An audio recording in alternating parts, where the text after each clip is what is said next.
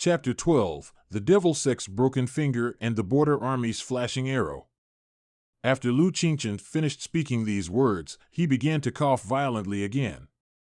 Yin masters were the most subtle and mysterious in the imagination of the commoners. Only they themselves knew that the seemingly magical Yin power was actually a double-edged sword. While killing and injuring the enemy, it would also cause great damage to the Yin master's own spiritual sea of consciousness and even his physical body.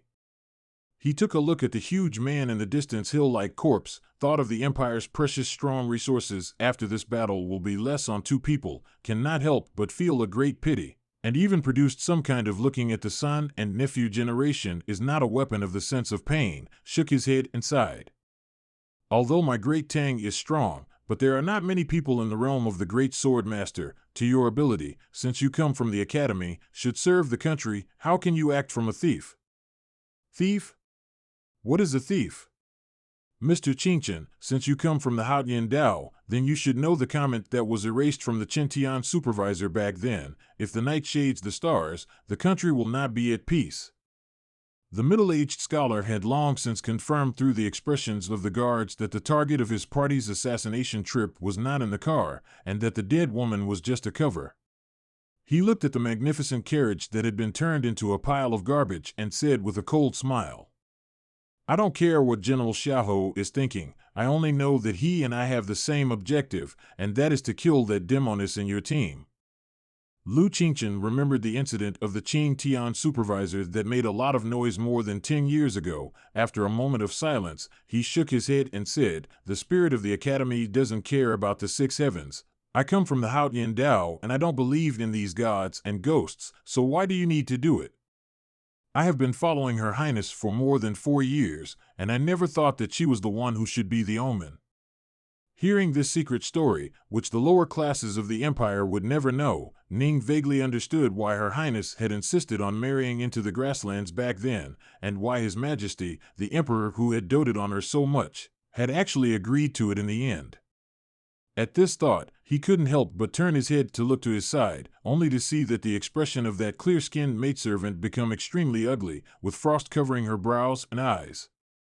The middle-aged scholar slowly converged all the emotions on his face, no longer answering Lu Qingchen's words, but instead, he closed his eyes and inhaled deeply. As he breathed in, the fallen leaves around his body began to curl, and the green-colored tunic on his body hunted in the wind. "What else do you want to do?" Elder Lu Qingchen frowned at him and said, "I have waited for you for 77 breaths of time, and you have never been able to successfully regulate your breathing, proving that your internal organs have been shattered, and your qi has been destroyed, plus your original life sword has been abolished. Now you are even worse than an ordinary soldier. Could it be that you still do not want to gain peace at this moment of your death?" In the minds of ordinary people, whether it's sword master or Yin master, these cultivators who are able to mobilize the heaven and earth yuan qi are very mysterious and unpredictable people. Some fools and village women even believe that those most powerful cultivators can transcend life and escape from death, so even if they clearly see that the middle-aged scholar has already reached the end of his life, the heavily injured grassland barbarians and guards still don't dare to relax, and are on the alert. It wasn't until they heard Lu Qingchen's words that they finally believed that the terrifying great swordsmith really was no longer able to make it, and exhaustion and injuries instantly began to invade both the spirit and the flesh. Only Ning remained vigilant, and he, who had been hiding in the fallen leaves like a quail since the beginning of the battle, stared at the blood-soaked middle-aged scholar beside the large tree, holding his bow and arrow as he slowly moved his body inch by inch, searching for the best cold shooting position. The great Tang Empire regarded honor as more important than life. Both the scholarly and civic classes respected style and grace, and in their view, when an enemy was about to die in a bitter battle, he should be given the respect that corresponded to his strength and status. At the moment, the one who was about to die was a great swordsmith of honorable status, so the chief of the guards would return the salute with his jaws, even if the other party had killed many of his own loyal subordinates, and so L.V. Qingchen would speak to him to clear up his doubts and allow him to complete the last words of his life. Ning had never been a typical Don. He valued honor, but insisted that glory as my life was nonsense, and didn't think there was anything in the world more important than life, and even if there was, it wouldn't be glory. He was a small border city soldier, and didn't understand at all the way these powerful cultivators fought, and even today was the first time he had ever seen such a battle. But since that great swordmaster had become his enemy today, he would always remain vigilant, always ready to strike to kill the other party in any way he could. Wandering from a young age with hardships, and meeting barbarians at the edge of the border for several years at the point of a sword, allowed the teenager to develop a deep-rooted cognizance: only a dead enemy is a safe enemy, a good enemy. And only then would he perhaps take off his military cap and salute the enemy's corpse, showing his very limited respect. It was at this moment that the change occurred precipitously, or as he had expected it would. The falling leaves in the sky danced rapidly beside the big tree, and the middle-aged scholar's blood-soaked green shirt suddenly swelled dramatically, and several streams of blood spurted out from his 5 senses, as if a terrifying invisible force was pouring into his body from between those falling leaves, from the heavens and the earth, and forcing out all of his power mixed with blood. Nascent heaven and earth within. Seeing this scene, Lu Qingchen changed color and looked at the middle-aged scholar and angrily rebuked, "A member of the academy using devilish means? You actually dare to deceive your master." North Mountain Road crossing battle fierce and tragic to the extreme, however, since the beginning to the end of this old man has not moved, and the Tang's view since the enemy camp has existed, then no matter victory or defeat, life and death are unusual things, and does not involve the so-called moral justice. But when he found the middle-aged scholar used the devil's way of self-destruction means, finally for the first time could not help but move the anger. If one is of the righteous path, why would one be afraid to use demonic means? The middle-aged scholar slowly raised his right arm, pointing it remotely at the old man beside the carriage, and said blandly, "If this is sinking, then let me sink into the underworld and never be allowed to transcend life."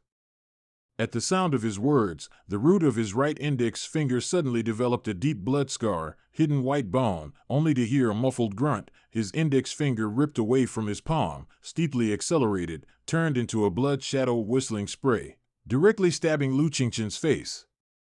Nana heaven and earth yuan qi in the body, at the expense of violent body collapse, their own physical body repair. Life flying sword, condensing life's work in a strike, is the most typical means of the devil sect. For the team escorting the princess, the old man Lu Qingchen is their strongest support, especially at this time. The savannah barbarians and guards were heavily wounded, almost no one still have the power to fight. So the role of the old man is particularly critical. If he died under the broken finger, who can still resist a great master swordsman's violent attack before death? The 2 grassland barbarians howled wildly and lunged towards the middle-aged scholar. However, before running 2 steps, they stumbled and fell on the fallen leaves, and the curved swords in their hands also shook out. The half-kneeling chief of the guards flung himself violently to the ground, dragging blood and water to the front, struggling to crawl. Not far from him there was a crossbow left by the sacrificed guards. However, although he had already put his life on the line, but obviously still too slow, when he gripped the crossbow, only to be afraid that next to the carriage has already been too weak to fight. L.V. Qingchen had already been stabbed by the broken finger. In the darkness of the forest at the northern mountain pass, no one had anticipated that a great swordsmith from the academy would actually utilize the devil sect's tactics, and no one had been prepared for it. And it seemed as though they could only watch as this great swordsmith succeeded in his strike, and then the entire team perished. Ning was prepared. He had been preparing for a long time. When the green-shirt middle-aged scholar blandly lamented, he was unfazed by it, vigilantly watching the other party's every move, slowly moving his body to find the best position. When the middle-aged scholar began to absorb the heaven and earth yuan qi into his body, and the fallen leaves in the forest danced wildly, he had already stood between the withered leaves with his feet one in front of the other, and raised the seemingly ordinary boxwood bow in his hand, aiming at the other party. His right arm exerted force, the strength transmitted between the wrists, the bowstring was violently pulled open, like a full moon, the tough bowstring withstood the tremendous force, emitting a buzz, the arrow on the string slightly trembled, and then quickly became calm, like a snake waiting to be ejected. When the middle-aged scholar's severed finger flew out, Ning's middle and index fingers on his right hand slightly loosened, the stabilizer on the bowstring twisted, the bowstring buzzed and whistled and popped back up, and a feathered arrow shot out like electricity, piercing through several fallen leaves and charging straight at the man's chest. Buzz, buzz, buzz.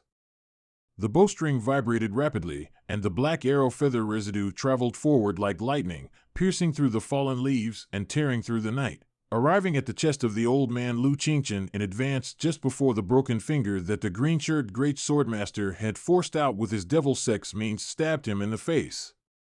The physical body of cultivators was not stronger than ordinary people, especially the sword master, yin master, rune master. Because of the long years of meditation, the body would instead be even weaker, needing to pay extra attention to the defense of the close-up. In addition to the close-up dead like the guards, they would generally also wear a light armor within the long shirt and cotton gown, in order to prevent a sneak attack by the assassin. In the last moments of his life, this great swordmaster who came from the academy did not hesitate to use the means of the demon sect to kill the enemy's most powerful yin master. His intention was visible and resolute, so when he noticed that someone from the other side was sneak attacking him with a bow and arrow, he didn't make any reaction. In his sea of consciousness of ideas, now only the heaven and earth yuan qi convergence of the swirling lake, broken finger is like a black line that breaks the waves, difficult to move forward. At this moment he must focus all the mental power to complete this final blow. He will not allow himself to be disturbed by anything, even if it is the cold feather arrow that will be near the body. Moreover, underneath the green shirt was a sophisticated soft armor. He believed that across such a long distance, that cold arrow that came from somewhere was not capable of shooting himself to death. With a muffled sound, a feather arrow pierced into his chest. The arrowhead was strangely spinning at a high speed, many times faster than ordinary feather arrows, and the sharp tufted blade instantly tore through the green shirt and squeezed into the tiny gaps in the light armor. The feather arrow entered the flesh 3 times, and blood appeared at the beginning. The middle-aged scholar still paid no attention to it, not even glancing down. The tiny beads of blood on his face flowed into a small stream, writing a sorrowful Chuan character at his tightly furrowed brow. It hurt to have an arrow blade enter his body, but it wouldn't kill him, so what? But Ning had shot more than one arrow.